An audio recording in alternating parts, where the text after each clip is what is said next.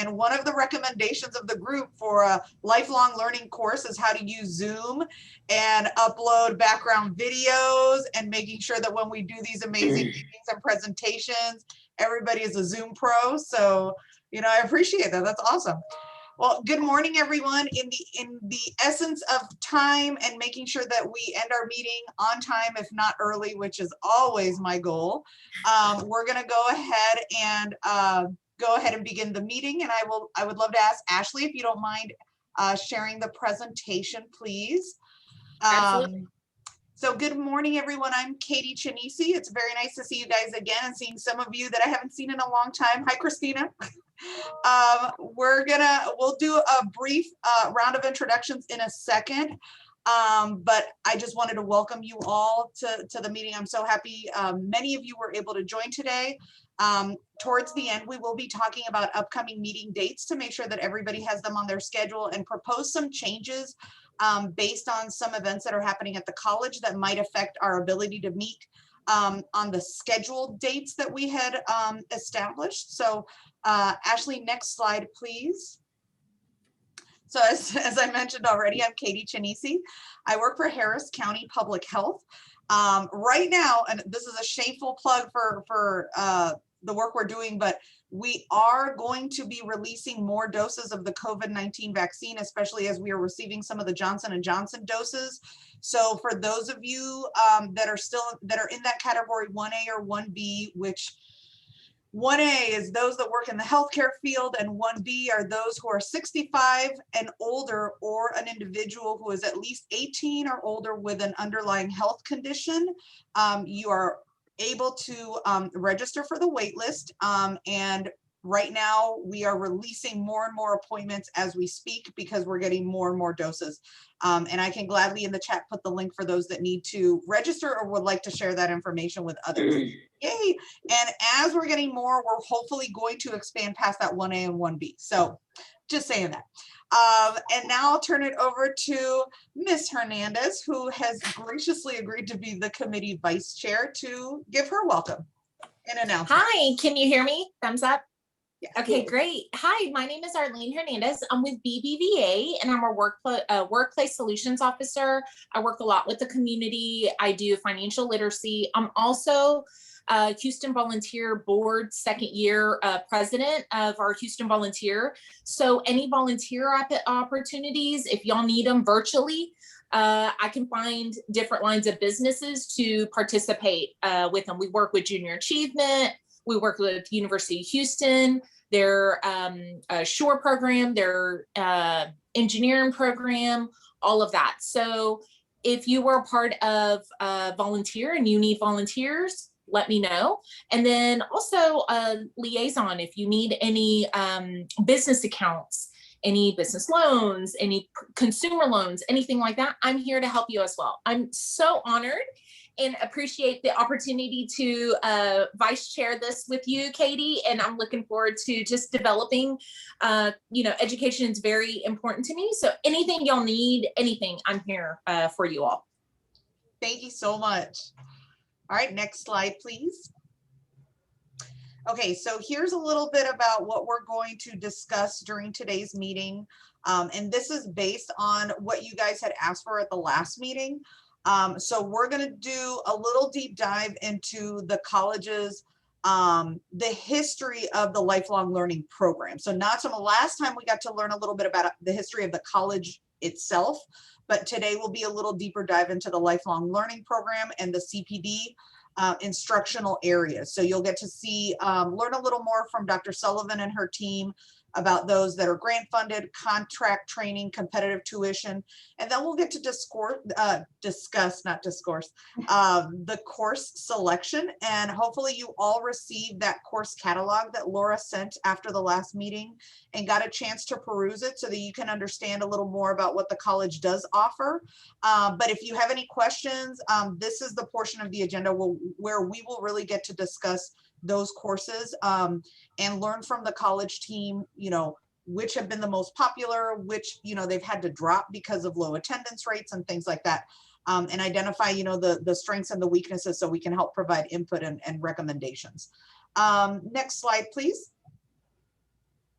All right, so now I'm going to turn it over to you guys, and I'm going to change my view so I can see all your faces. Yes, I will suggest to take the PowerPoint out for a minute so we can see Yeah, ourselves like in a bigger screen and oh, how great. It's really nice. thank you, Oh, Dr. Sullivan. Maggie.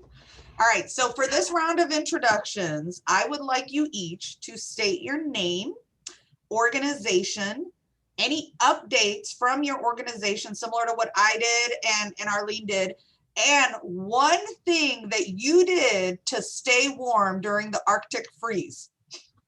Okay, so I'm going to start with Ashley because you're the first person I see on the screen.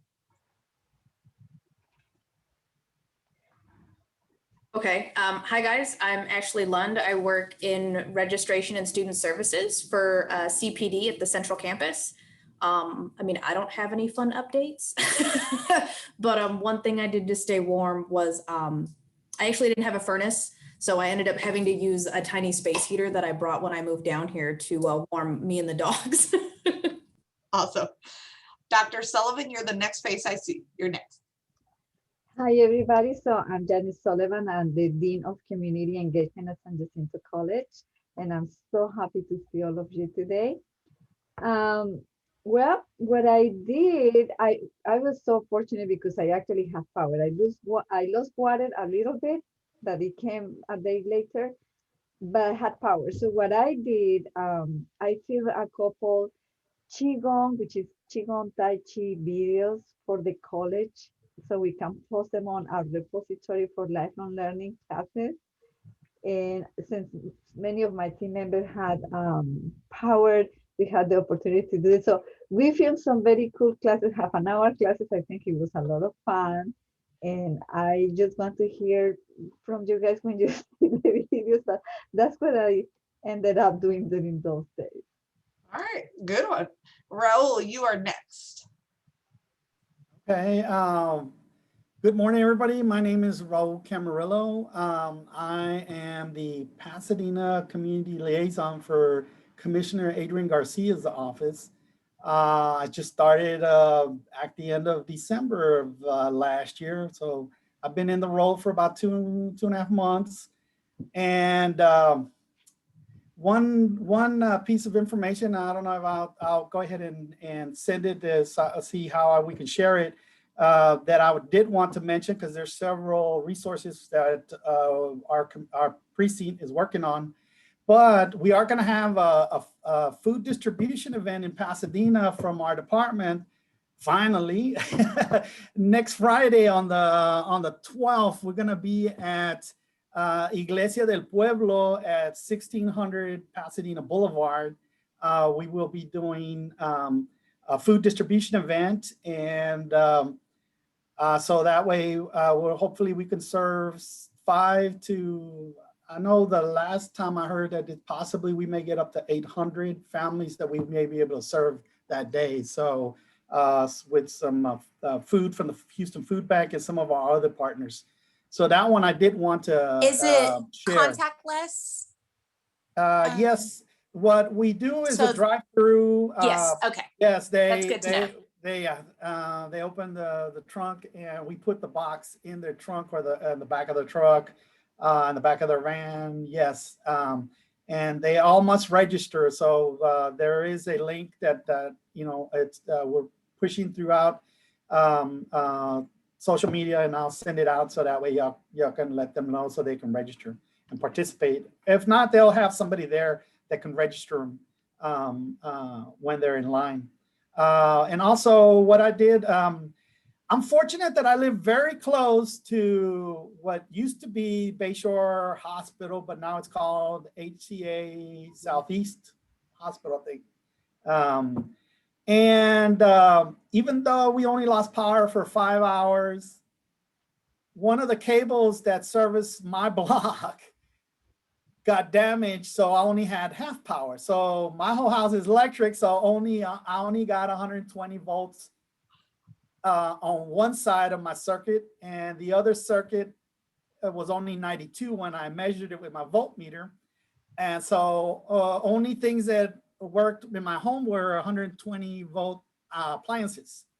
Anything that's 220, like my furnace, like my hot water heater, no go, don't work.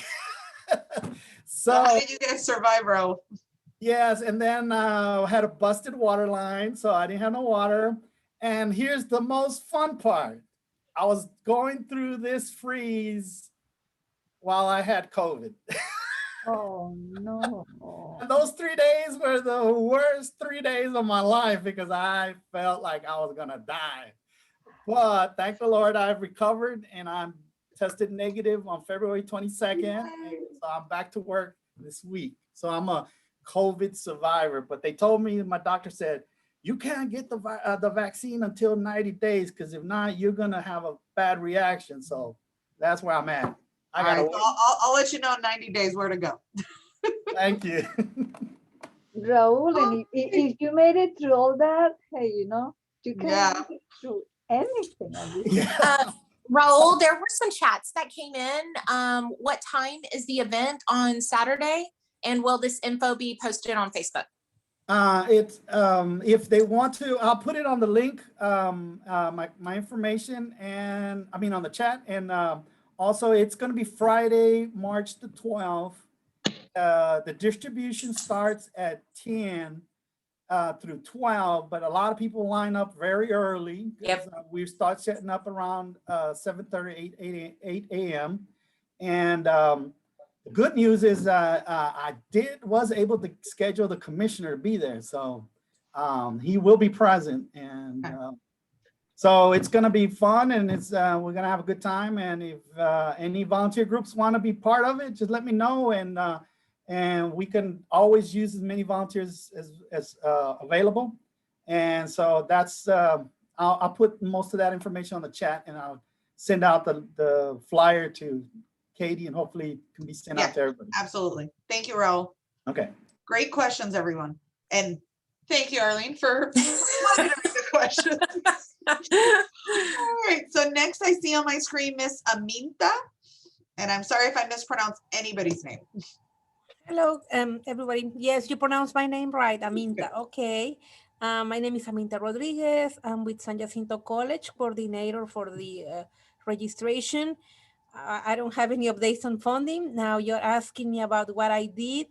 Well, I have a house full of people. I have my kids and my grandkids, and we didn't have electricity. So if you tell me what we did, I was lucky enough to have a gas fireplace. So I can show you pictures. We're all bundling there next to and for those of you who know me, and Ashley, you know, she works with me, I'm cold already with 69, 70 degrees. Okay, that's me. And so I have to wear like 3 layers of pants and 3 layers of socks and everybody, even in my house, they were making fun of me, but I'm like, I just can't stand this cold. So, but I was very lucky to have a gas fireplace. And it seems like the bundling and the body heat from all the other people helped too, right? And then the other thing is, I told my kids, I'm going to the car, and everybody's like, where are you going? I'm like, I'm going to the car to charge myself and warm up. And everybody's like, can we go with you? I'm like, yes. So we were all sitting in the driveway, going nowhere, but we just wanted to be warm and charge cell phones. So to me, that was something I will always remember. Yep. All right. Thank you for sharing. All right. Next I see on the screen is Stephanie. Hi, good morning. Stephanie Carazal. I am the Pasadena Coalition Coordinator for Bay Area Council Drugs and Alcohol. Some updates I have for March is we are teaming up with Univision to do a virtual town hall. The topic is going to be underage drinking. More details I can share when we have more details on that. Also, we're going to be celebrating National Drug Facts Week. I work with the dual program, the early college program for PISD. So we have those students celebrating with us. So we'll have some projects for them for this month. Those dates for National Drug Facts Week is Monday, March 22nd through Sunday, March 28th. So all week we'll be posting and doing selfies and all of other kinds of fun stuff. And what I did to stay warm was I layered up. I say I was fortunate because I know a lot of people had it so much worse off, but we lost power for about 16 hours, and we layered up and cuddled and tried our best to stay warm. Exactly. All right. Thank you, Stephanie. Thank you. If you have any links to share about the information that the updates, please feel free to put them in the chat. All right, Justin, you're the next person I see. All right, good morning. I am Justin Brasher. I am the Community Programming Manager for Pasadena Public Library. I was really excited to talk about our drive-in movie tonight. We were supposed to show Kung Fu Panda, but the weather is not looking very good for us. And it's really, I'm trying to think of a way to put this, but we were supposed to have it the February 19th, the week of the freeze, and then it rained the last week as well. And it's like, clearly the universe does not want us to show Kung Fu Panda. We are pushing it to next Friday, but Panda Express has donated fortune cookies. We have all kinds of prizes. So if you are available next Friday, I will be emailing about that. If you're not on my community partner email list, feel free to drop your email in the links or in the chat, and I'll definitely add you onto that. Other stuff that we have going on though, we still have our virtual book clubs for teens and adults. We have the books available digitally if you want to get them with your library card for free. We also do an author talk where every month we have a new book and we actually have meetings with the author. So we feel like that's pretty darn cool. We also have plenty of our other teen crafts, adult crafts, all of our other stuff is still on our virtual social media. So feel free to check us out. And what I did to stay warm, I grew up in Denver, so I'm used to like 30-degree weather already. So when it hit about 40, I thought, oh man, I should probably put a robe on and some PJ pants. My girlfriend is a Houston native and got cold very, very quickly. But we lost power for about a day. During the night, we started hearing a lot of banging outside, and someone had put a chair to throw away near our dumpster.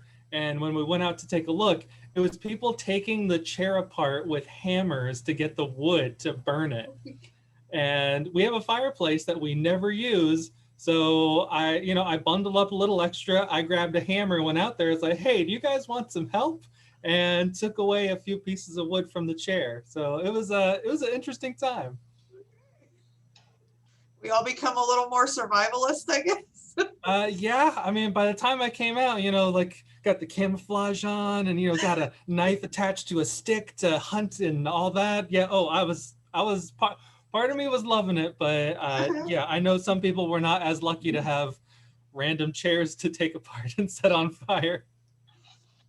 Your story, Justin, reminds me, one of my coworkers mentioned that the place that they were staying at with their in-laws had a vacant lot next door where they were starting to build a house. Mm-hmm. And somebody in the neighborhood noticed that there were water pipes sticking up and they were able to like break one to get water because nobody else had water. So it became the community watering hole. Like, hey, we had to make it work. All right, anyway, thank you, Justin. Next, I see Christina. Morning. I'm so glad to join today because I'm writing down notes on who I'm going to be contacting later. So I'm Christina Torres. I am with Pasadena ISD and I work with the after school program ACE. We service 20 schools here in our district, elementary all the way to 8th grade. Any updates? Well, we're face-to-face, we're virtual, we're a little bit of everything with our students. And as you're talking about food distributions, we do have a food distribution that we've been doing for about 3 years now. We do it every other week at Dejavala Middle School. It is open to the community. After we call Snowmageddon, we opened up the next day. So we did have leftover food, and then we've been servicing for the last 3 weeks. We serviced 2 weeks ago, Thursday, we serviced yesterday, and then we are going to service one more time in March before they leave for spring break. And I can try, Katie, get the flyer out. We're careful with how we advertise because we service about 300 families and it's just us. And so we do get a little overwhelmed. But, if you've got families in need, we try not to get you to advertise to everybody because we do have a lot of families in this area. But if you do have people that you know in particular or a certain group of people, please advertise. And Katie, I'll see if Tiffany will send that flyer to you. And we'll actually, again, it keeps going all the way until June. And then we start up again in September when we come back to school. So it's a pantry. It used to be indoors, you know, in a portable where they went and shopped. Now we're doing like you're doing the curbside. So we pre-pack for them. We do the curbside and then the Houston Food Bank. So if you've got a family that needs it on a regular basis, definitely let them know. And we have dates all the way until May. We don't have our summer dates yet, but we'll probably have those sometime in April. So, and we do curbside right now. So it's really successful. And then last, how I stayed warm. I live next to the water and it was a little colder out there, but I do live close to the docks. So I never lost power. And I only lost water for a couple of hours only because it froze and we put the heater, the little space heater on it, defrosted the pipes. So I'm gonna feel a little guilty because I really didn't have any issues. So I try not to share that too often, just so everybody that even lost power for a few hours, I know they were freezing, but I did keep my heat on 67. So hopefully some of y'all got that power back. Well, thank you, Christina. Much appreciated. All right, next person I see is Ms. Beverly. And Ms. Beverly, you're on mute.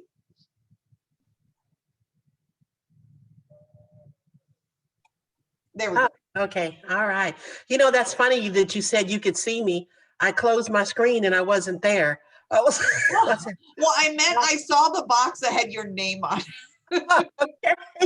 Okay. Anyway, I wasn't on your first meeting. I'm excited about this. When Dr. Sullivan invited me to it, I was a little bit hesitant, but I'm the senior regional director for U.S. Congressman Brian Babin, and you pretty much have to pick what committees that you would be interested in. And this lifelong learning is something that I think is going to be really awesome and an asset to the community. So I'm excited about that. As a regional director, well, I do these kinds of things and I do presentations for him and I travel and whatever. And I was trying to look around the room to see if I knew any of you, but I know Jeffrey. Hey, Jeffrey. We have to go to lunch, Jeffrey. I need to know what you're doing. Yes, we do. And then Justin is there with the library. And there's several of you that I think I know more, have met more than I thought. But anyway, what did I do during the storm? Well, I started out and the lights went out, and I'm from New York. I'm from the East Coast. So I put on pajamas and I had coats and all that stuff. That was not working. And so we decided, well, a friend of mine had electricity. So we went there. And so we didn't suffer there. And she had water as well. And so, but anyway, I did want to tell you this. A lot of people have called our office about their insurance not wanting to take care of them. And so you go through your insurance through the Texas Department of, if you're having problems with them, Texas Department of Insurance, go, call them, get in touch with them. That's worked for some people already. If your insurance isn't working. And then FEMA, that's our federal. So then FEMA will pick up what your insurance won't pay. And if you have trouble with FEMA, you call your congressman's office and get them to help you with that. And because that's what they do. And other than that, that's it. I'm happy to be here with you all. Well, thank you so much. And we're very happy to have you. All right. The next person I see is Mr. Sean Stacy. Sean, you're muted. Okay. Hi, everyone. I'm Sean Stacy. I am the Senior Admin Assistant for Education and Lifelong Learning here at San Jac, and I report to Dr. Sullivan. I am also helping out as a Senior Admin with our Applied Trades and Truck Driving program. And so I kind of have my hands in many different pies, I guess. So what did I... having lived in New England for a few years, I kind of got used to the cold a bit. But so we didn't have to, our power was rolling. Like we actually had the rolling blackouts, but they were 16 hours at a time, not, the 15 minutes we were promised. So um, it was mostly just put the dogs in bed with me, throw on a couple of blankets, and then throw them off when you get too hot. And then when you get cold again, then put them back on. But I felt like it was a restful week, I guess, but I also felt very unproductive.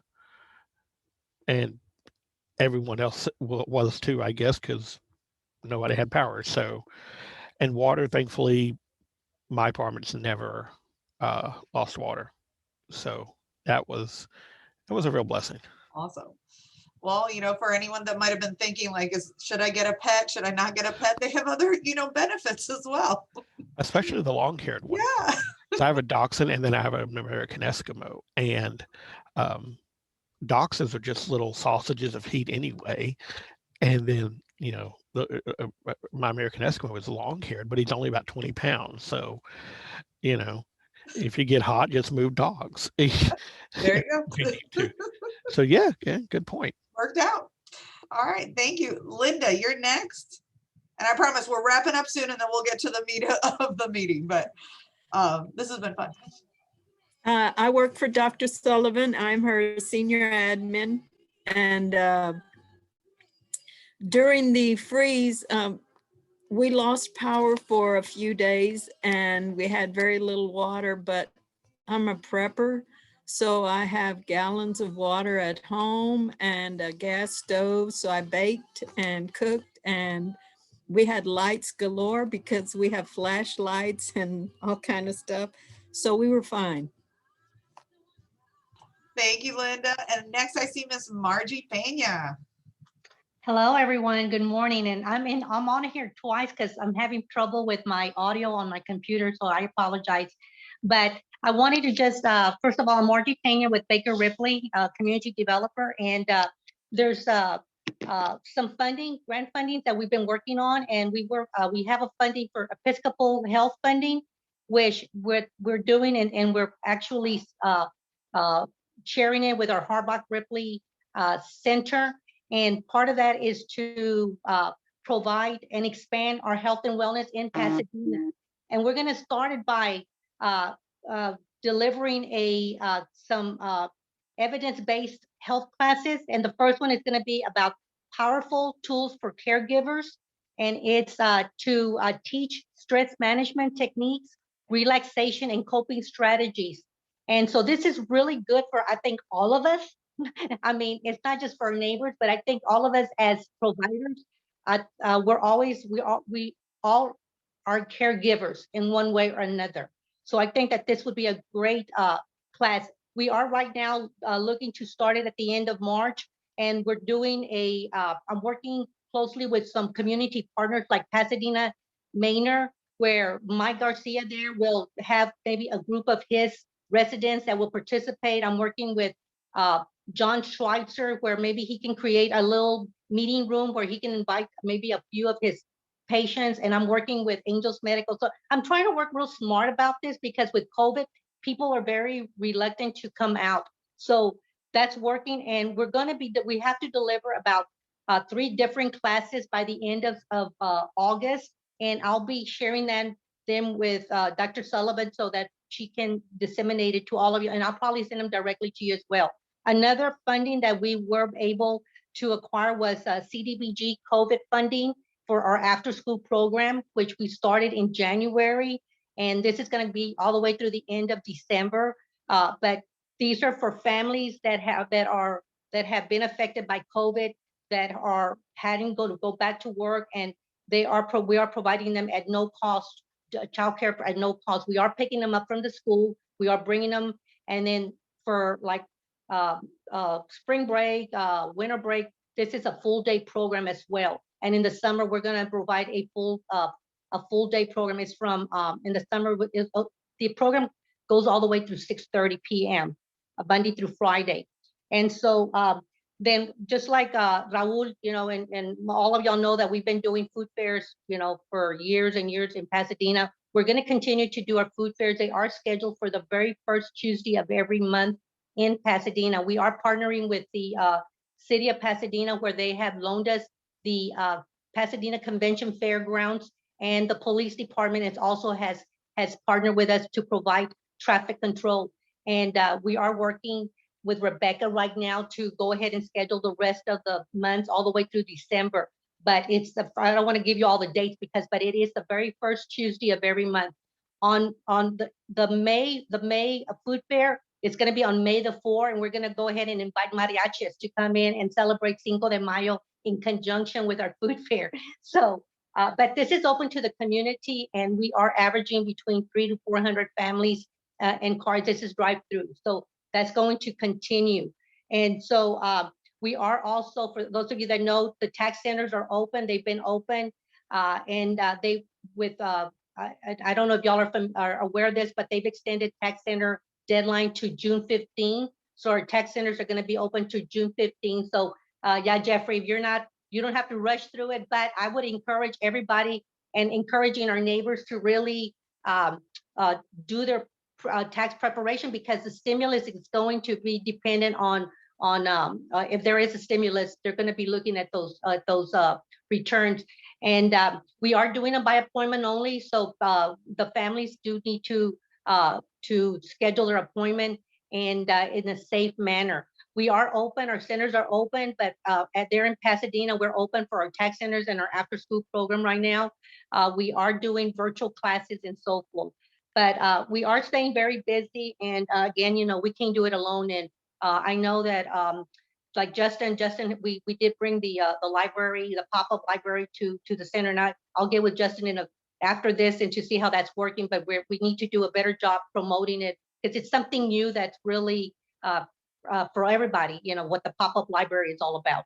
But for the winter freeze, my family, we were very, I guess, very blessed in comparison to so many other families. We did lose power for about 36 hours. And it started like on Tuesday at 1:11. I won't forget that time, 1:11 p.m. We lost power. And we did have water. I had reserved plenty of water. And I do have a gas stove. So we stayed warm. I kept my gas stove on with water boiling with 2 pots of water. And our thermometer read, it got down to 61. That's the lowest it got, but it was still comfortable for all of us. I did have my mother-in-law. I did bring her to our house that Saturday before, and she was with us for 2 whole weeks. And we did have one busted pipe, which was in the garage where the washroom is. And but in terms of the house, we and again, in comparison to so many other families, we were very blessed and so forth. So I had plenty of food, and I was able to cook because I had the stove going. So I didn't have to rely on fast foods during that time. So.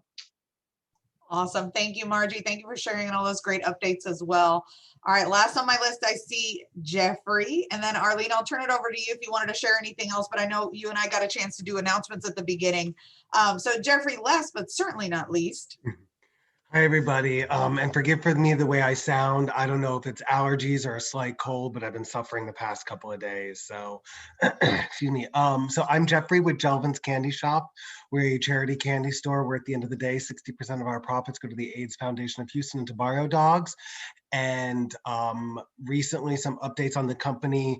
I recently also just partnered with Pride Houston, which is really great. So I have a special code for them with a 5% discount that any purchases that anybody uses with that discount code goes towards the Pride Houston Festival, for the march, for everything. So, which is really exciting to get another partnership in there. Recently, we added 3 new candies. I added sugar-free dark chocolate covered almonds, Sour Patch Kids, and mini Reese's peanut butter cups, which is really exciting. I'm slowly trying to add other candies on. I'm working on trying to just build my brand, if you will, as far as the freeze, if you will. Like Beverly, I'm from New York City originally, but there's a reason I moved down here. So I did not enjoy the freeze. I wasn't used to it like Justin was. There's a reason I left, even though 41 years of my life was up there. But actually, honestly, we've lost power for 3 days. So my husband and I actually picked up right away and went to a hotel. He just had his last chemo treatment less than a week before. Gratefully, he's in remission now, so that's another good update, which is exciting. But we went to a hotel. I picked up my 2 dogs, 4 cats, and my husband, and we went to a hotel for 5 days. Gratefully, we didn't suffer any burst pipes.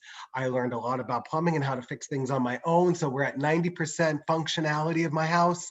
The only thing I can't do, and I'm waiting for a plumber, which is probably years from now since they're so busy, is to get our master bathroom shower and tub working, but our guest bathroom works. So we have a place to, everything else, like I said, is good. I don't want to take up too much more time, but I'm so excited to be here and have this call again today. So thank you all so much. Awesome. Thank you so much.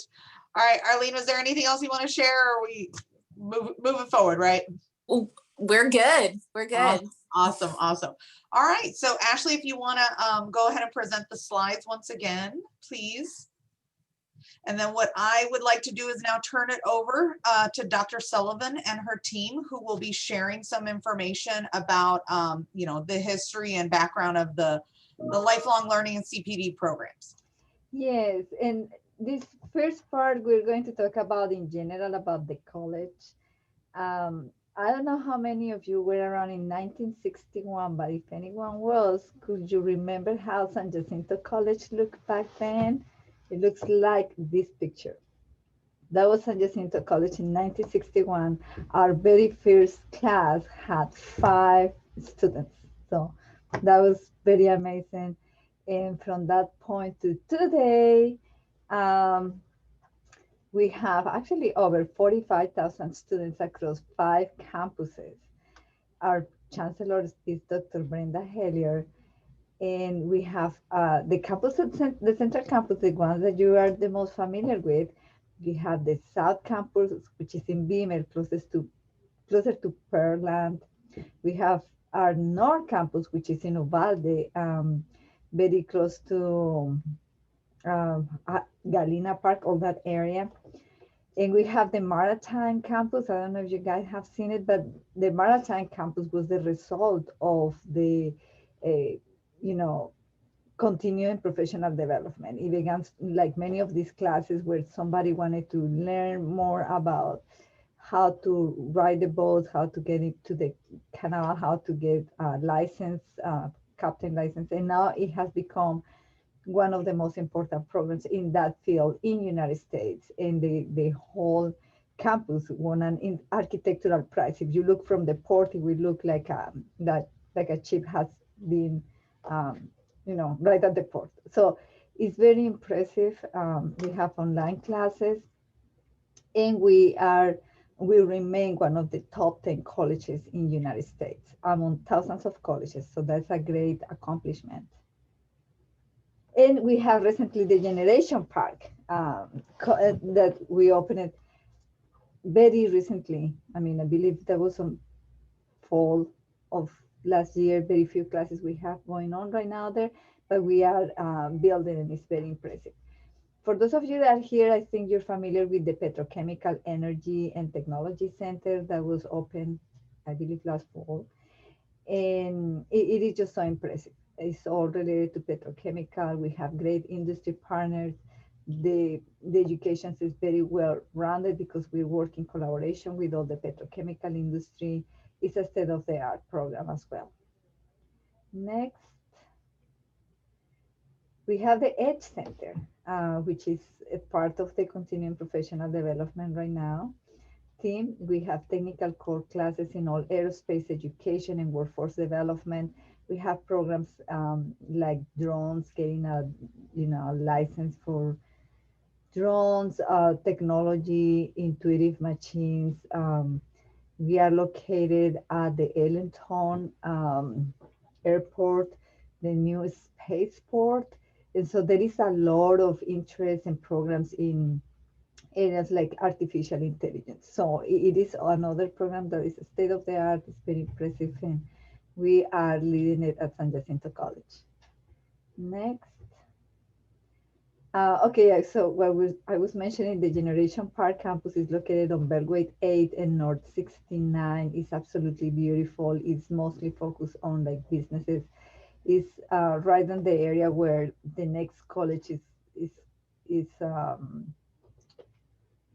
not I forgot, Lone Star College is closer to our college in that campus, but it's beautiful. It's a great area with a lot of potential. It's a newer area in Houston, and many industry is moving to this area from other states like Amazon and others from California that find taxes and everything more appealing in Texas. So this is a growing area that will keep, keep increasing our um, the needs for education in our area, in our region. Next. And continuing professional development, this is a soft entry, and this is something that many people don't understand. Even though we're talking about lifelong learning, at this point, many people don't understand that to take these classes, they do not necessarily have to apply for college, just to do the whole college application. They can just come and say, I want to take this class, and start taking it. It may be a credit class. They can take it through continuing professional development, what we call a link class. So if later on they want to get the credit for that class, they can take it if they want to apply for college and continue. So many people that may feel intimidated by beginning college classes, this is a way to see that it's easy, they can enroll, and that they can continue and feel like they are part of the college. Many people feel like they are not college material and they feel afraid, but this is a great way to enter. There are also different financial aid options and opportunities within. Next. We have many certification within health occupations, the CNA, the EKG, the CPR, medical office professionals, phlebotomy. We have an HPOC grant that covers many of these classes, so the students can completely apply for them, and everything will be paid for, even the clothing for many of these classes. Next. And we have many in the applied technology and trades classes, including welding, truck driving, and many others, for which also there are scholarships, grants, and other financial aid. Next. In the IT technology, we have many Microsoft Office specialists, a fast track certification, cybersecurity, many others, and many more through the Edge Center, as I was mentioning before, that will go more in the direction of artificial intelligence and intuitive machines. So it is a great progress that we are doing in that area. Next. In the business operations, supply chain, and entrepreneurship, we have programs like accounting, payroll, bank teller, even photography and cosmetology. All those are part of business, and entrepreneurship is a great topic. And I think a lot about Jeffrey when I talk about this, because he is a big promoter of entrepreneurship, and hopefully we will have him soon here talking to our students regarding many of these topics. So thanks, Jeffrey. Next. And we have many grants. We are always applying for grants. We are always requesting grants. We are bringing all the opportunities that we can to our students. So we have several grants. I oversee grants. I think I mentioned last time I was looking for a director. We are in the final stages of the hiring process for that role. Always looking for opportunities, and we have over, I don't know, probably approximately 20,000 in grants available for students in our area. Thanks. Next. In adult basic education, we have ESL, GED, and many other classes that, although they seem like the basic education, there is more to that. For example, for professionals that come from other countries and they already have degrees like doctoral degrees, engineering and all that, that only need a little bit of help with the language to continue their careers. We assist with that. We have a special program for that. We have a specific grant for that, and we want to expand. And this is what I also want to say, because this committee has been fantastic. But here, Justin has been phenomenal. We want to move forward to extend the opportunities of ESL classes for those that cannot afford it and do not need much, just like basic, like grandmas that have been in at their homes for a long time, and they need a little bit of help. We are going to be bringing some instructors to the library. We're going to begin with Justin's library here at Pasadena, and we have already ready a couple of instructors that are going to be teaching. We may begin online until the whole COVID situation changes and we can actually be on campus. But it's a collaboration between San Jacinto College and the Pasadena Library that just was born thanks to this committee. So we're working with Justin on that, and very soon we will have this going and you will receive the information about it. Next. So this is overall, there are many grants. One of that is the Texas Public Education Grant that Laura manages, for which is very interesting for people to know this. For this one, Social Security number is not required. So the students can apply for this.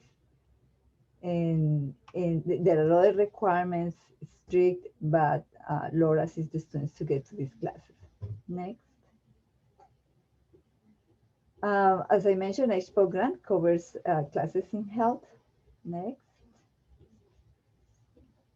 And the Texas Information Technology TXIT grant, it covers apprenticeship. This is through the Department of Labor, is a 12 million grant that we receive. Next. And well, we have great strengths, great areas for improvement, potential for grant funding resources. That's why we are meeting here today. But I think we're doing a lot to promote. I am very pleased to share with you that yesterday I had the great opportunity to film a commercial promoting the education and lifelong learning classes at Univision. So it's a commercial that is in Spanish and will be aired in April. But this is exactly what I was talking about, encouraging the Hispanic community to enroll in our classes and to find all the resources the college has to offer. So we're moving in a great direction. I'm very happy, and I think you guys are amazing. Next. So the next steps, we will continue the meetings, and I think this is Katie's area. Yes, so now I get to lead the discussion portion of the meeting. And Ashley, if you don't mind, we can stop sharing the slides and go back to folks' faces. Thank you. First of all, I want to give everybody an opportunity to ask Dr. Sullivan any questions about what she presented on. I know I have a few questions that I formulated in my head while you were presenting, so I want to turn it over to others first in case you need any clarity.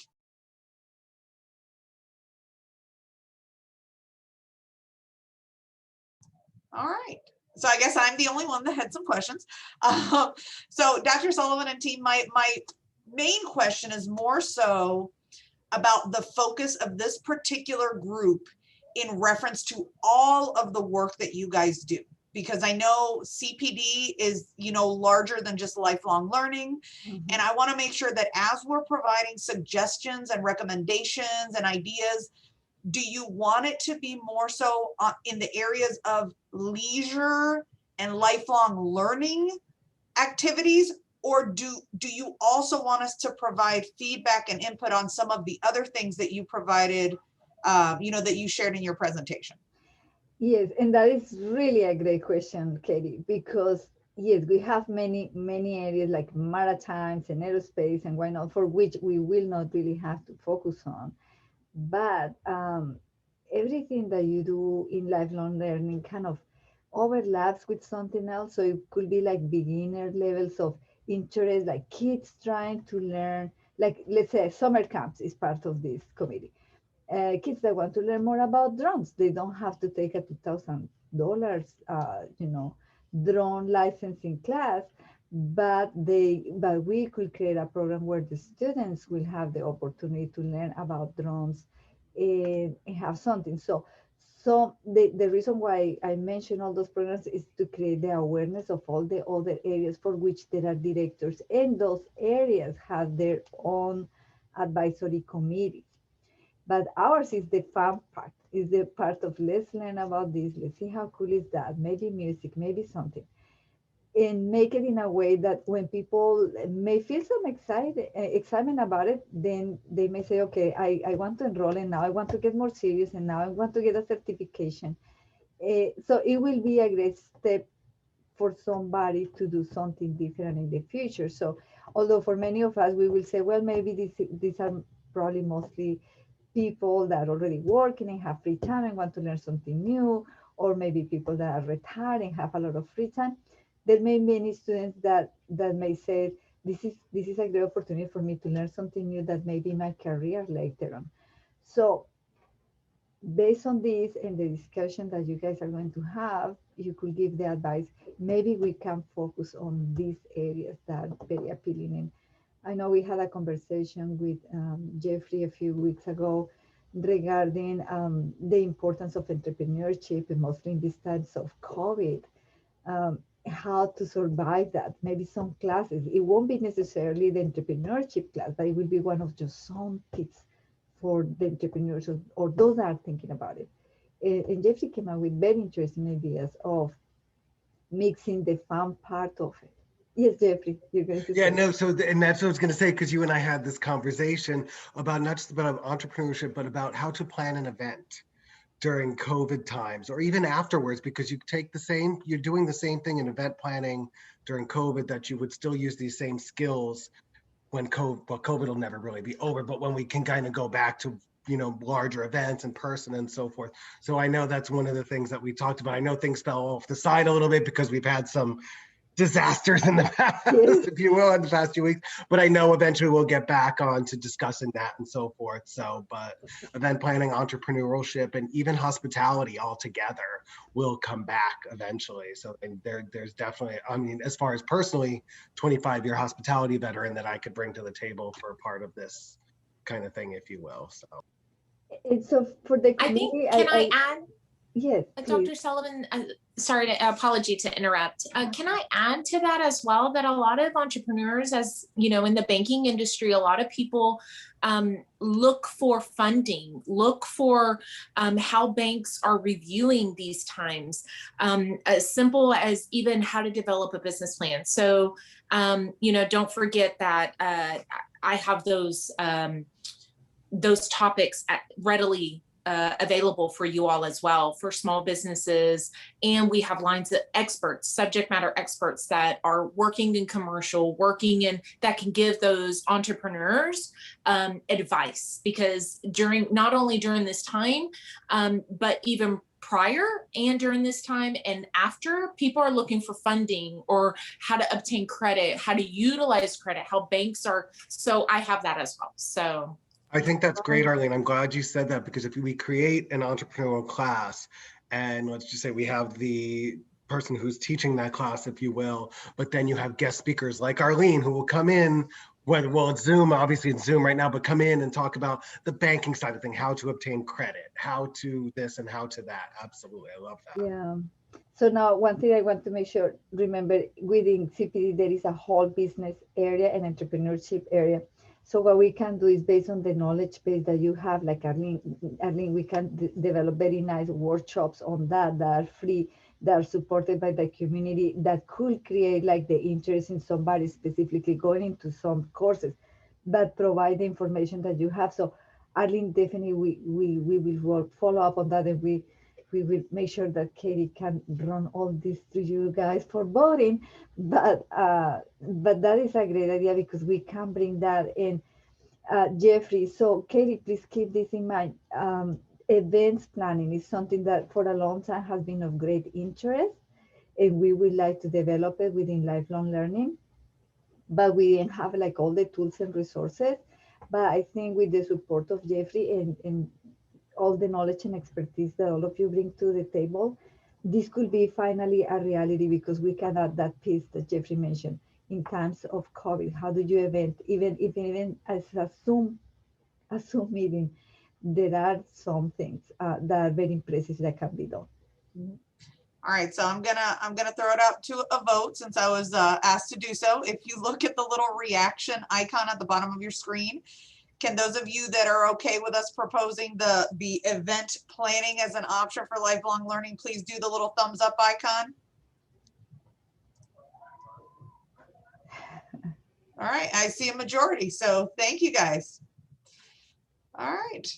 And I think, Katie, let me just interject real quickly. And I think that all of us, already, we all have our own event planning template that we use for our specific organization. So I think that all of us can contribute to whatever that planning is going to look like. Again, you know, let's not try to create anything new. Let's just build from what's already out there. Yes. And in that way, you know, we don't have to work harder than we have to. I know that that's something that we continue to improve at our agency is our event planning process. And of course, it's going to have to be very specific to the organization itself, you know, and the policies of the organization. So so I just kind of want to add that to it, is that let's build from what's already out there as well. Okay? Absolutely. Absolutely, Margie. Yeah, we don't have to, we're not recreating the wheel. We're taking best practices, and we can take best practices from all different organizations when it comes to event planning and combine it into one perfect. I'll just use the word perfect kind of, I don't know what the word I'm looking for. Well, create templates, create different templates. And I mean, I kind of use the word. Well, because there are different templates and different things. If it's a leisure event, you're not going to follow the same template for a wedding that you would for a corporate event or that you would for an associate. There's all different kinds of ways to plan an event because each event is different. So the idea will be that when a student comes to enroll in that class, they will say, well, what did I learn here? And then we can say, well, you will learn different templates from different organizations and all this. And at the end of taking this class, they will get at San Jacinto College, you know, certification diploma that they can use to say, I learned how to do events planning. There are some events planning actual kind of almost degree in some places that requires a lot. Ours will be, you know, this is the basic, this is how you plan your events. You can show this anywhere. If you want something more than that, you could pursue this kind of events planning type of credential, which is a different process. But this will get the basics. And everywhere people go, you know, one thing that I was very impressed yesterday when I did the commercial for San Jacinto College, Gloria Quintanilla, I don't know if you're familiar with her. She was the one doing the interview from Univision. She has been the presenter and reporter for many programs there. And she said that she's very grateful because she came to our country 20 years ago and she didn't speak English. And she began taking ESL classes in our Beamer campus. These same classes we're talking about right now, the ones that we have in education and lifelong learning. And now she has made a career in television. So it starts with something so simple like that. And maybe just as ESL, it built a whole career. And so I was so happy to have the opportunity to talk to her yesterday, and she was so proud of San Jacinto College. The same will be with events planning. They begin to do something here, and then they can go on into bigger and brighter things, but we will be that basic. And this is something we really have been looking into for a long time, but we needed like more expertise and help. Sean, I know you had asked about sharing something about the workforce solutions, their vouchers. Can you share that with the group as well, please? Absolutely. We started working, well, the college has of course done things with the workforce solutions for quite a while, but we started working with them in about August or so last year for the truck driving program. And as you can imagine, because of the pandemic and the economy, there's been an enormous increase in folks looking for employment in that field and companies, looking to hire them, right out of the program. And the course cost just under $4,000. So obviously it's a little hard for most of us to come up with, out of pocket. And with that program, we take VA funding, the Hazelwood and stuff like that. And there's other smaller grants people have used. I think even TPEG has, got some students in there. But the workforce, I probably would say about really 80% of our students so far have come from there. They typically pay for the entire program, the commercial learners permit, the driver, the commercial driver's license, the materials they need, and everything. Unfortunately, right now the cast is capped at 6 people because of COVID, so we're booked up until June, and we have a waiting list. But I still encourage people to contact us and to know about that. And as I said, that's the most immediate example I know of the workforce working with CPD. We've been exploring other options and things like that to get them more involved too. But that's a good reason. Usually when people ask about that particular course, that's one of the first things I tell them, because, even in the best economy, $4,000 is a lot of money. And, for right now, almost none of us could just plop that down. So if anyone or your contacts, please let them know about it. Like I said, even though it's high demand, we want to serve as many students as possible, because it's not, this isn't something that's going to go away once things return to normal. So thank you, Katie. Thank you, Sean.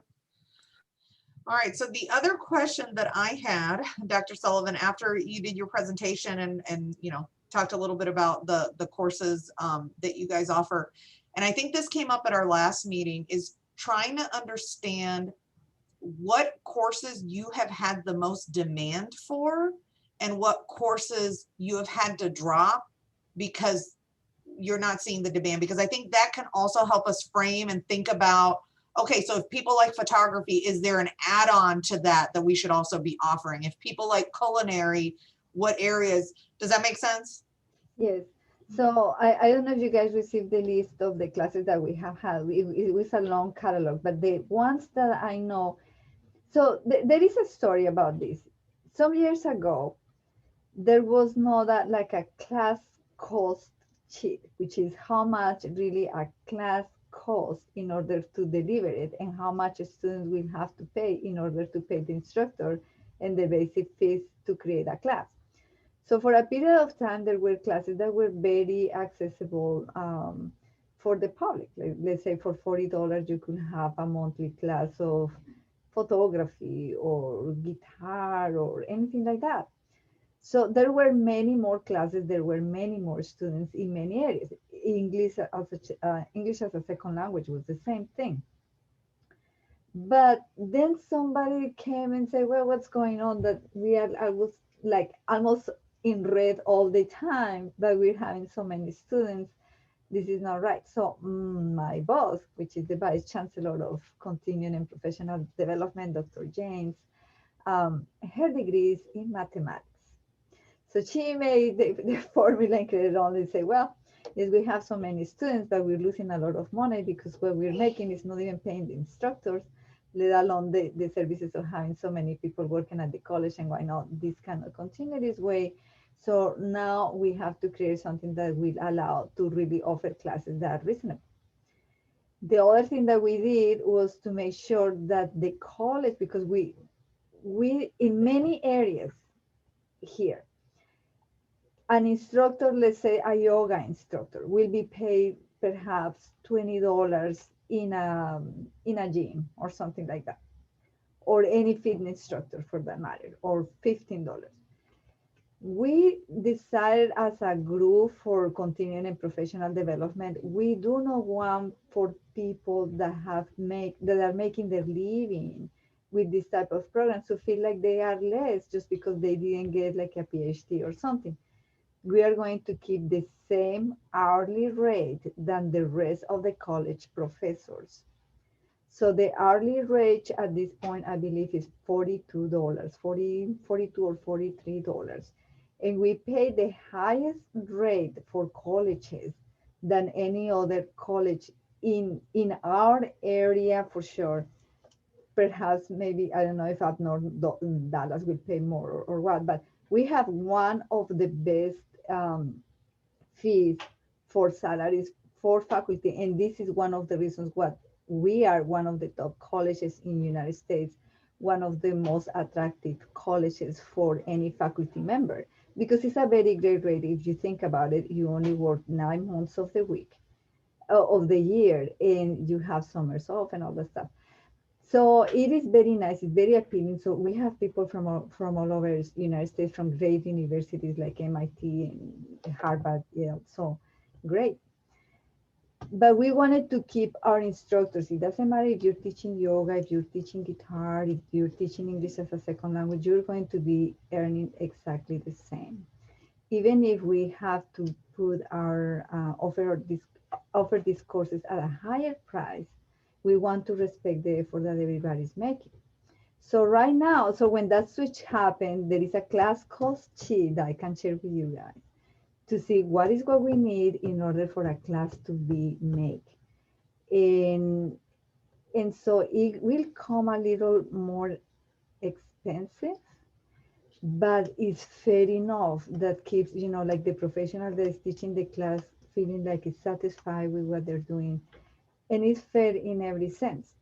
The challenge is that we know many members of the community will not be able to take the classes. For example, an ESI classes that they were taking every day of the week, 2 hours, 2 hours every day, may have cost $150 or something. Now it costs $250 and they are only meeting 3 times per week or something in that direction. But the instructors are being paid fairly, and it's a little more. What we are finding to compensate that is to find more grants, more ways to help finance for those that cannot. And one of the issues that we have is like how seniors can take many of our classes. For seniors with a strict, pension or something, it's a lot harder. There are not many, we have not found many sources that could help offset the cost for them and get them some scholarships. That's something that I really wish to know. The only way I have found to really assist those that cannot afford our classes are those free workshops that we have been talking about, where we bring somebody, any of you from the community that want to share this, that is free, thanks to the collaboration. And we do not have to pay an instructor. So it's not a financial gain in any way, but it's a great way for the community. So that's the part of collaboration. The part of actually taking classes, they are a little more expensive, but they have to, make sure that there is a return of investment for everybody that is involved and how to offset the costs.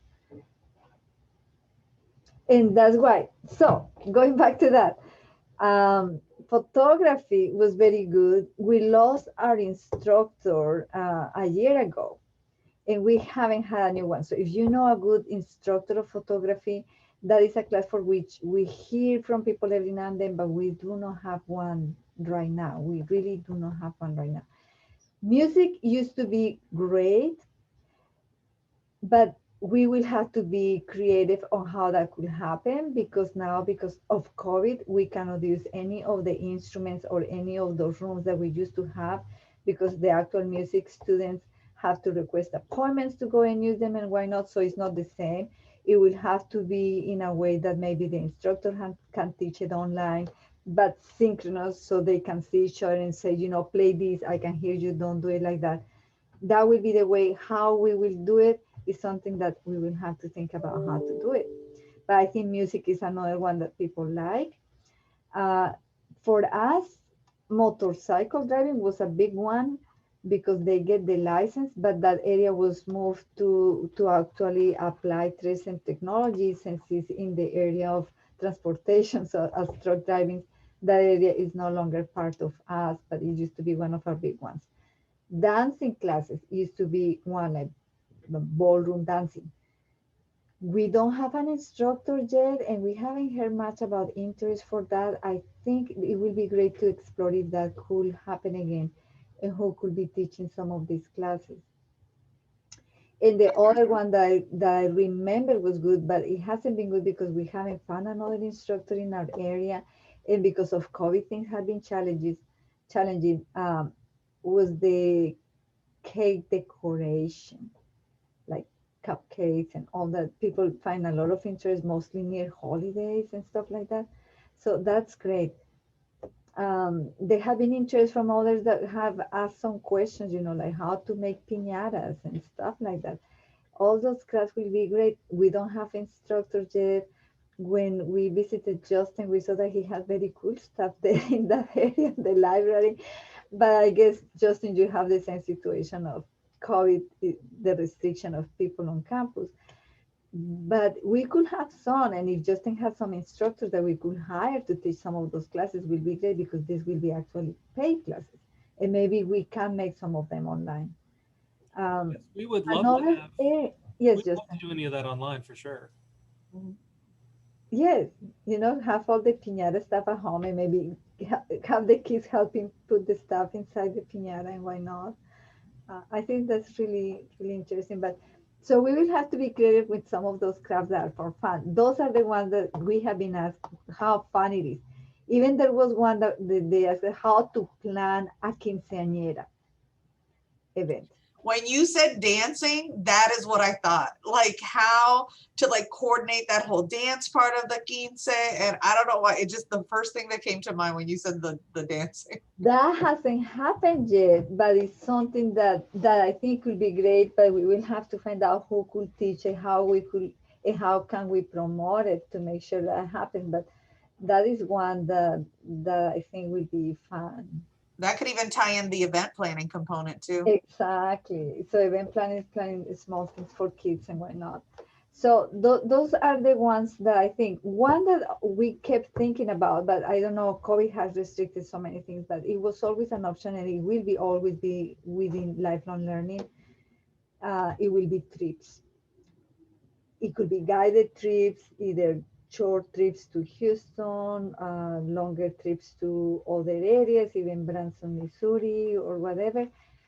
And we have worked with Present 2 at some point, seeing how was the transportation part, but we haven't been able to materialize anything because really we lost the director of this area and we haven't been able to replace that position yet.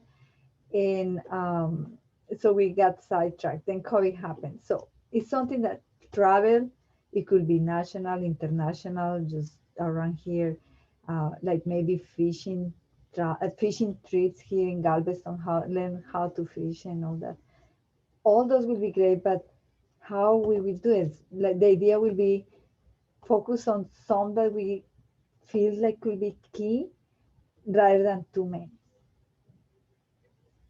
Dr. Sullivan, I think that as you're speaking, I'm really thinking that maybe what we really need to do is maybe kind of pause and maybe do an inventory of what are some of those leisure learning classes that we really need to focus on. You mentioned like motorcycles, and I can see that because, Baker Ripley, we've always done skilled, we call them skilled classes. We don't call them leisure learning. They're skilled classes that we're building individuals to eventually become entrepreneurships, like the cake decorating. We have a piñata class. We have a guitar class.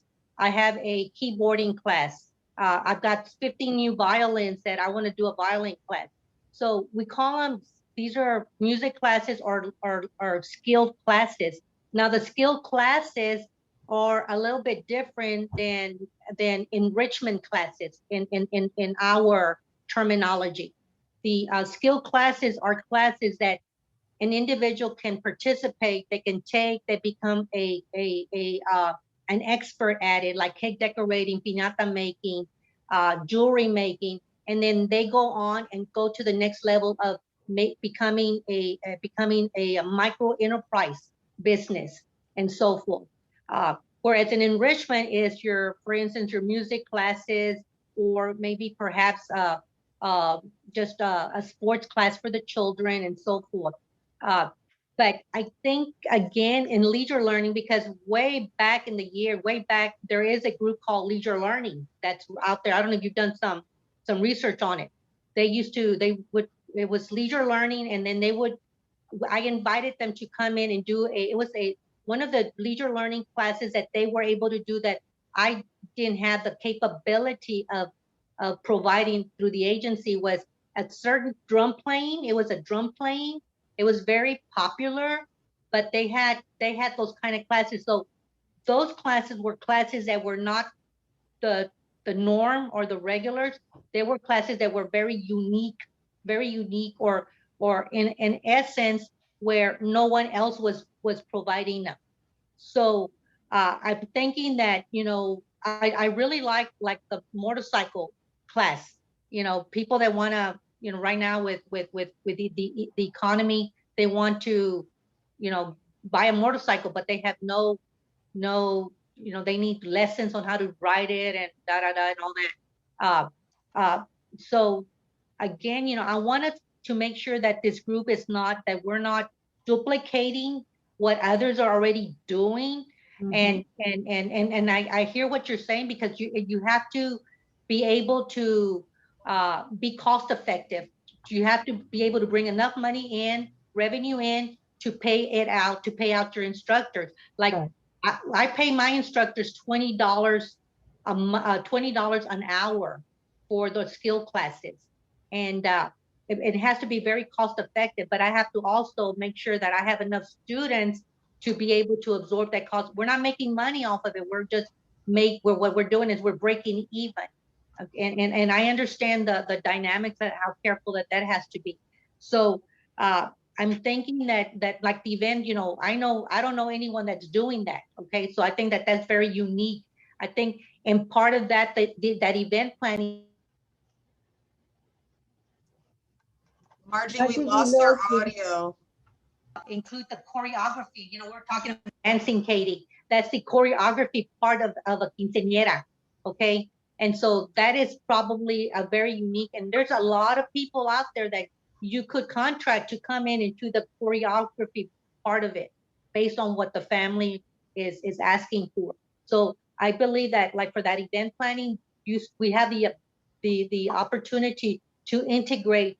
What is it that they want? What part of this event planning? Do you want this? Do you want to know how to decorate? Do you want to know how to do the invitations, the flowers? Do you want us to also add the component of choreography, so that if it's a quince, where we can have that, that can be part of that component, and part of that is how far in advance do you have to bring that choreographer in to be in alignment. I know that when my oldest daughter had a quinceañera, I planned 1 year in advance. It was 1 full year in advance. And I mean, and I had to do, I basically, I don't think I've ever been to a quinceañera anything like hers, because she was in private school, all girls school, but she had a lot of friends all over. And I remember that when she chose her court of honor, it was 14 couples. She wanted 14 couples. That was the way back in the day. That was back in '85. Okay. And so I remember she said, I want 14 couples. I want to be the 15th. And I remember saying, whoever you select, I want to make sure that I have a conversation with not just them, but their parents, because I don't want this turnaround and so forth. And she did not have a single one dropping from her quinceañera. And I remember that the colors that she chose were very unique. So I had a compadres, they were in the tailor business, and they connected me to where they bought their bulk material.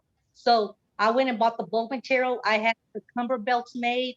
I had the little hats made. I had the ties made. But what I'm saying is that that's something that I had no one to guide me. It was something that I had to learn through the process. But there's a lot of components, like an event planning, that you can integrate. So yes, I'm okay with running forward on the event planning, but I think if we're going to start adding, I think we need to start taking an inventory of what's going on in our community, so that we don't put ourselves in a position where we've done all this work and then nobody shows up for those classes because Yep, of and I think what we have to be careful of is, the event planning is not going to get that specific. It's going to be, it's not going to focus on one type of event. This is a certificate that people are looking to how to plan an event. Now, the whole KINCA thing is a completely separate thing from that, and that you might want to create a separate dance course for or whatever it is. But an event is an event is an event, whether it's a wedding, a quinceanera, a sweet 16, a bar and bat mitzvah, they're all planned the same as far as that's concerned. They're all planned the same when it comes to a social event, but then you have different components within each of them. Like the quince, you have the dance. That's a completely separate thing. That's not something you're going to include in the event planning class. That's, because we're trying to do a certificate, correct? Or some kind of right? Okay, so I just want to make sure we understand where we're going with that. Okay, cool.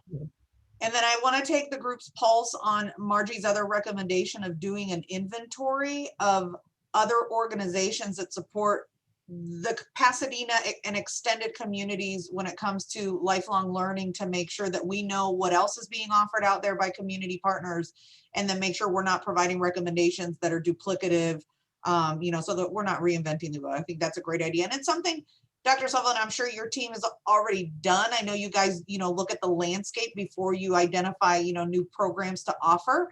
But it's always good to just keep checking and keep taking the pulse of what else is going on out there. So if I could get a thumbs up if you guys are in agreement with doing the inventory. Agree. Ooh, thumbs up. Awesome. Okay, where's my thumb? There we go. Very cool. I put together a list of some organizations that I know offer these types of programs. So if you guys think of any others, I know obviously Baker Ripley, our library systems, not just Pasadena, but the other libraries that are in the extended communities, Deer Park Library, Harris County Public Library. There's an organization in the northern part of Pasadena called North Pasadena Community Outreach. They have gotten grants to provide skills-based courses and lifelong learning type courses. I know Pasadena ISD, you guys do the ESL and do other things, for youth and families. And the City of Pasadena's Parks and Recreation Department, they're another one that offer also some leisure opportunity, especially for seniors with their senior center. So are there any, Harris County Precinct 2, I know you guys have the community centers out in that area. So you guys offer a lot of courses related to health and leisure activities as well. Are there any partner organizations that we know we should look into also? Katie, Twin Oaks is another one that they offer a lot of these classes. In fact, they use a lot of our instructors at their property, Twin Oaks. Perfect. Any others you can think of? Some of the faith-based organizations also do a lot of wellness programs. Okay. I have room in my notepad for one more. I have one more line. Anybody else want to throw a last one out there? All right, then we're good. Awesome. Okay, so that'll be on our list of next steps. Thank you guys so much. All right, any other questions, comments, recommendations that came to mind as we were listening to the presentation or as we reviewed the course catalog, anything like that? I would just add, Katie. Oh, go Sorry, ahead. Dustin. No, go ahead. I would just add, as well as looking internal in the local zip codes of businesses. So I say this to say that if it's, planning events, well, then let's support our local businesses to come in and be a guest speaker or to come in to share how their business plan, how they started up, their story as well. I know that the Crenshaw Park, they do a fishing thing. I don't know who leads it, but if it's a fishing class, seeing who are the sponsors that are local there. Also Rotary as well does some things back to the community. So that's pretty much mine. Arlene, you're absolutely right. And even actually event venues. Because some of these event venues could actually eventually hire some of these people when you really think about it. Or do internships. Internships, exactly. Silver Sycamore, what's up by the waterfront? The Irams, the Gala Irams is a big one. That's where my daughter just recently had the 15. Margie, you say you planned it in a year. I planned it in 3 months because of them. Because I said, I have the money, y'all do everything. Yep. But there's them, there's Sylvan Beach Pavilion. So all these folks, Yep. and, you know, like we definitely, that's a They're great local. idea. So going Yes. back to the community to support them and bring, and then they feel it's actually a tax write-off for them, you know, because then they're giving back to the community. So, you know, if we're looking into special guests or, you know, how it could benefit because in my set is if we advertise it, people are going to say, what's in it for me and who's the audience and, you know, what's big about it, right? So if we're local, we're utilizing local businesses that have grown up and making money, then it's gonna be like, oh yeah, I want to attend a course there because this person's sponsoring it or this person's coming as a guest speaker. They're you know, obviously doing something good. Let me listen, right? So that's just my thoughts. No, it's a brilliant idea. Thank you for sharing. I have a quick Stephanie, question. you have a question? Yeah. Yes, ma'am. So does this fall in lines as well as like CEUs? Because I know Bakota provides classes and workshops for CEUs. Hopefully soon we'll be providing mental health first aid. So does that kind of fall in line with where we're going as well? So yes, it can be fall in the lines of CEUs. Frequently when we talk about CEUs, we're talking about somebody building already from a credential that already exists. So then Dr. James makes a decision, let's say, if this is specifically something that will benefit counselors, let's say, that may be within the range of business and professions area, so they will do it. For us, the lifelong learning is more like having fun and learning something new and maybe getting some certification in the meantime, but something more specific, like maybe if it's something specific for counselor or medical personnel, we have that. But anyway, we can communicate with them. The other part of lifelong learning that nobody else can take is the education part too. So all ESL, all language classes, any of those, that basic educational mathematics or whatever, that is always going to be part of that. But yes, Stephanie, so we can have continuing education unit points for those that need it, and we will play around how to do it. Dr. Sullivan, this is Beverly. Did you say that language classes would be something that you all would be interested in doing? Yes, in something like this? Sorry, barely interrupted you. Yes, language classes are part of that, as because when we're talking about what we're talking about here, we're talking about basically education and lifelong learning, and the part of education really includes adult basic education and language. So it can be any language will be part of this, any. And every now and then we hear from people about, hey, do you have like Chinese Mandarin? But it's like one or two people and we don't hear it again. Or something like that. Some ask for Spanish classes and we create the classes, but then at the time of enrollment, there are not many people, or they say, oh, I thought it was going to be free. But if we're going to really pay an instructor, it has to be more than free. It's a real class. So, well, what I was thinking is that I think it also depends on how you get your information out there. Now, in the field that I'm in, we're amongst Vietnamese, Chinese, everyone. And there's a huge Chinese population and Vietnamese, Asian, let's just say Asian population that they would like to have classes. I'm just wondering if that's something that we really need to look at. You know, with being more diversified, and so you take I know some Chinese organizations that I mentioned this group to them, and they said, oh man, that'd be something neat to be a part of. You know, to get their intake on it. Maybe I can get you a lead on someone that might want to be on this advisory committee.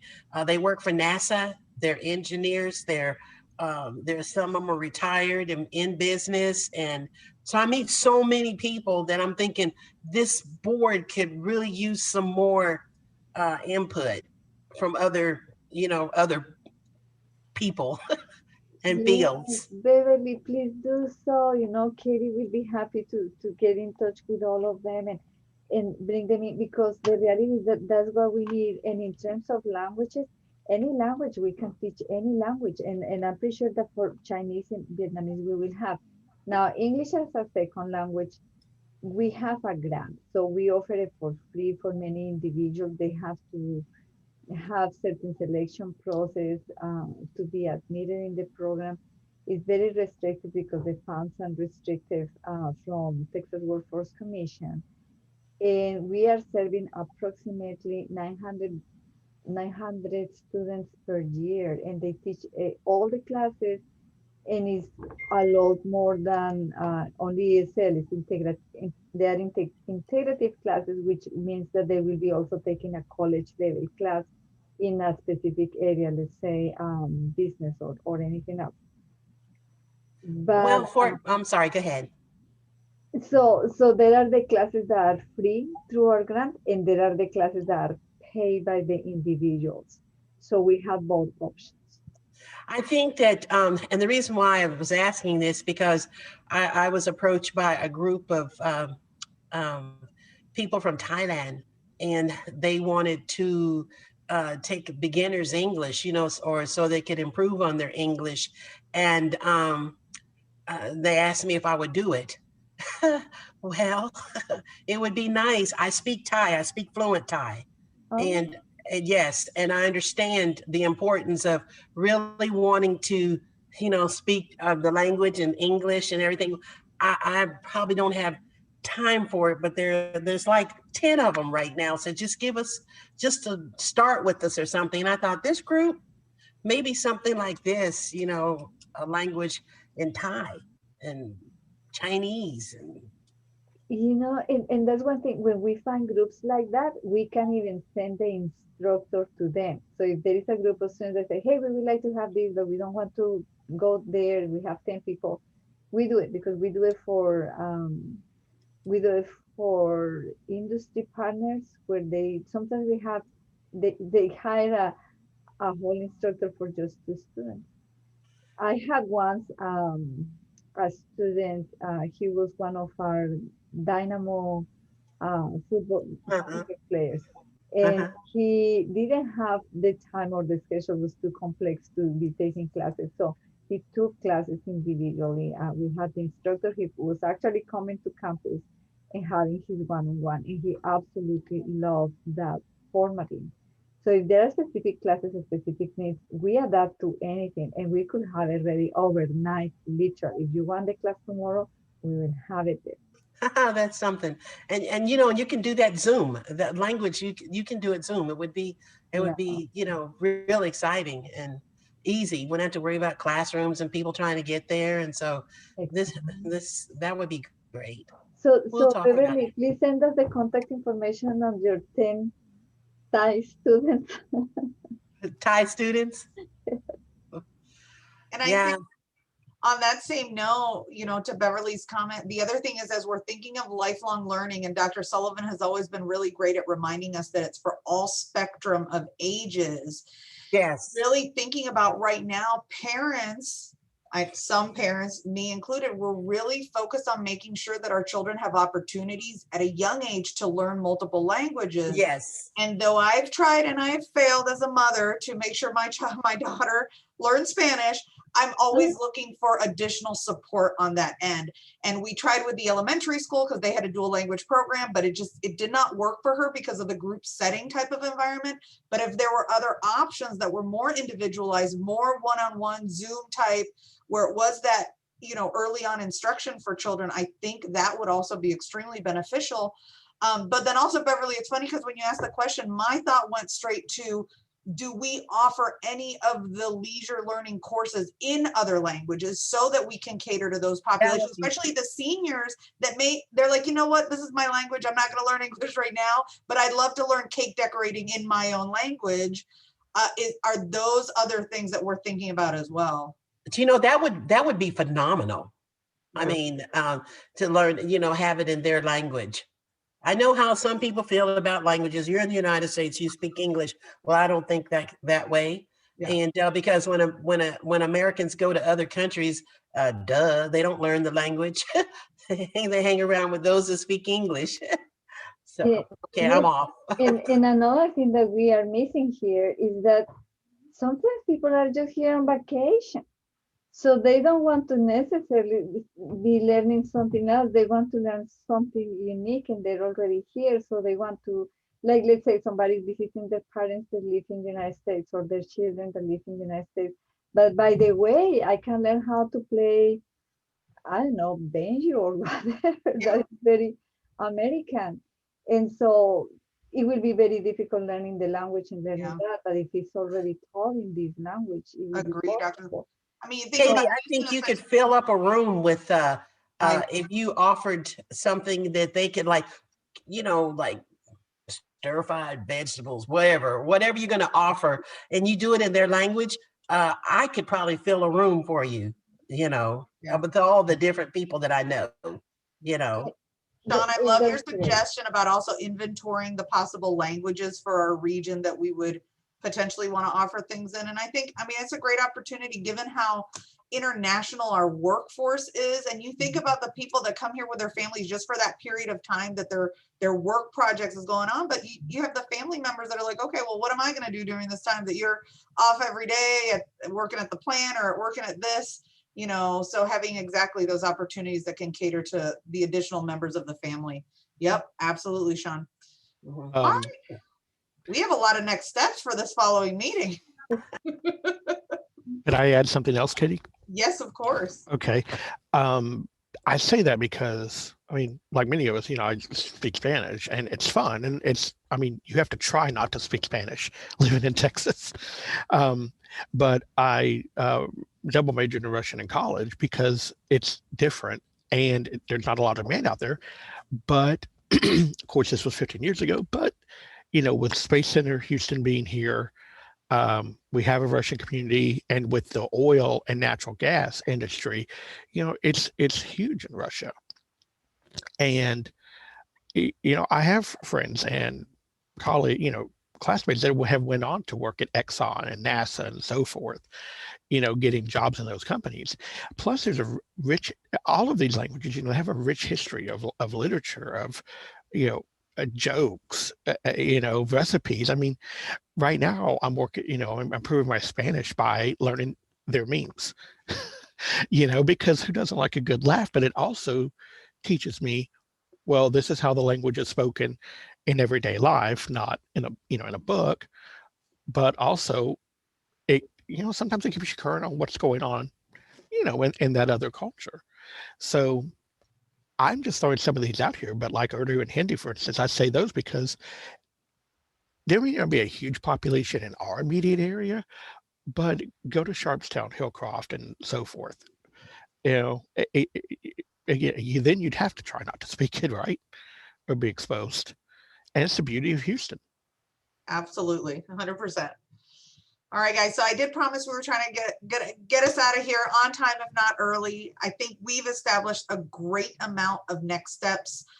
We hope that we'll come to this next meeting being able to share some of these things that we've identified, but also continuing to open up the discussion each meeting with additional suggestions from you guys. So continue to observe what's going on in your surroundings, talk to people, survey people that are in your networks, because that's going to help a lot. If you could do one Facebook question that just says, hey, if you could learn one thing at this point in your life, or one thing you would want somebody in your life, to learn, what are some of the things? And then just bring that back, let's poll our surrounding networks as well.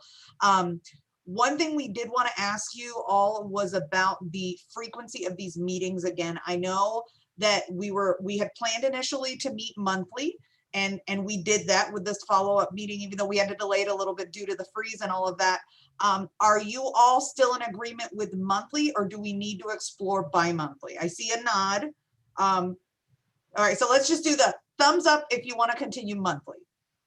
I love monthly. Before we do that, I have a question for you. What makes it better for you? What will progress things faster for you all, if you will? I'm sure that's why your guys are asking the question. So thank you for that, Jeffrey. Yes.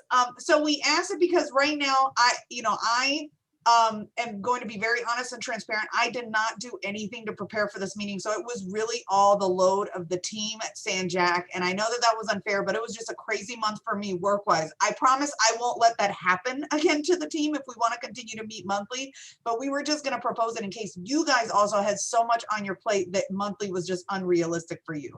But if it works out, I will do a better job. I will call on my awesome co-chair to be like, hey, I can't do as much this month. Can you help out?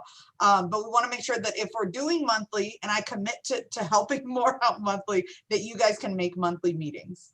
I mean, I think that's what we all discussed in the beginning was Perfect. to make it monthly. So that's, I mean, but that's my little Awesome. opinion. Yes, and I just want to say from the perspective of us, we are here anyway. We are very interested in our classes to happen. We don't have a director of this program, which would be great for me if I really had. So the fact that you guys are there every month is like the encouragement, like, okay, let's get it done because we know that the committee is going to check on it. So actually it's a great motivation tool for my team. I think especially with as much change as is going on right now, between, you know, if it's not a storm, it's a COVID thing. I feel like a lot of the stuff just changes on a dime, and being able to meet monthly as opposed to, you know, every other month, I think that's a much quicker response time. Awesome. You know, people feel like it's 2021. I still feel like it's December 73rd, 2020. So things just kind of keep popping up. So I think it's good to keep touching base. I know that we're definitely, you know, we're not open for, you know, our meeting room or classrooms or anything, but we're still happy to work with you guys online. We're happy to, you know, post your stuff. Our social media is super strong, so we want to partner for any of these online classes that you do have. I love checking in with Dr. Sullivan, seeing where we're going with the ESL. Like we are ready. We are so ready for ESL or any other language classes or anything else you guys want to partner with us. If we cannot host it in-house yet, we will totally promote it and be there for you online. All right. And this is Beverly, and I think that I mean, I wasn't on your first call. I went back and looked at YouTube, and now I'm on this one. It's taken me all the way to almost to the end of this to get where you all are trying to go and what you're trying to do. So I think if you start doing every other month, I'd be so lost. Yeah. And I think, and like Justin said, you know, we don't know what's going to happen after we get off this call. This Zoom meeting. And I mean, things just change. So I think for me, monthly, I know it's there. And I promised myself to prepare. I couldn't prepare for this because I didn't know what to expect. But we all kind of have our areas that have our interests in, and so we get to work on it and bring more to the table next month. So I'm in. Awesome. Thank you so much. And then the follow-up question to that is, our next scheduled meeting was supposed to be that first Friday in February. However, it coincides with Good Friday, which is a holiday for the college.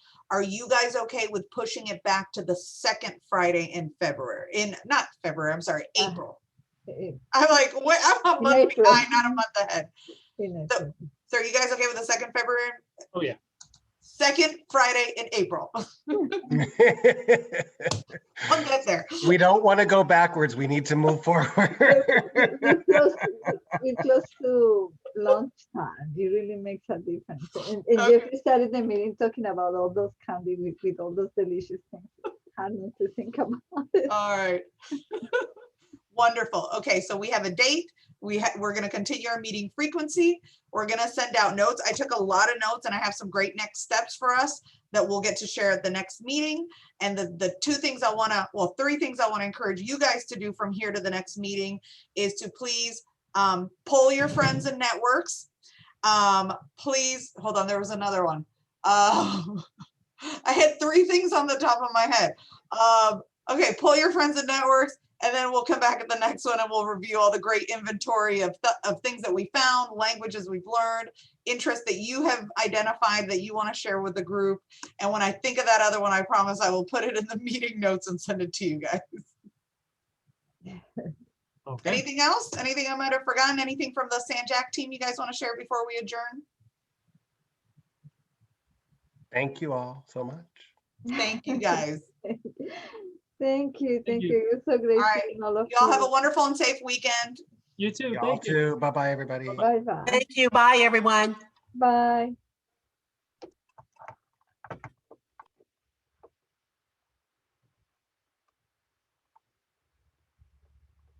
You guys did amazing. This is a really great group to be part of, and a lot of energy and enthusiasm. I think it's a great group, and we will follow up in all this. I just really wish that at some point very soon the college allow me to hire a director for this program, because it will be really cool that if we have these nice programs like the events planning and all that is amazing. So thank you so much, Laura, for helping so much. Ashley, your support with the technology, Sean taking notes and all this, and Minta, your assistance with everything and making everything happen. So you guys are amazing, amazing. Have a great rest of the day and a very relaxing weekend.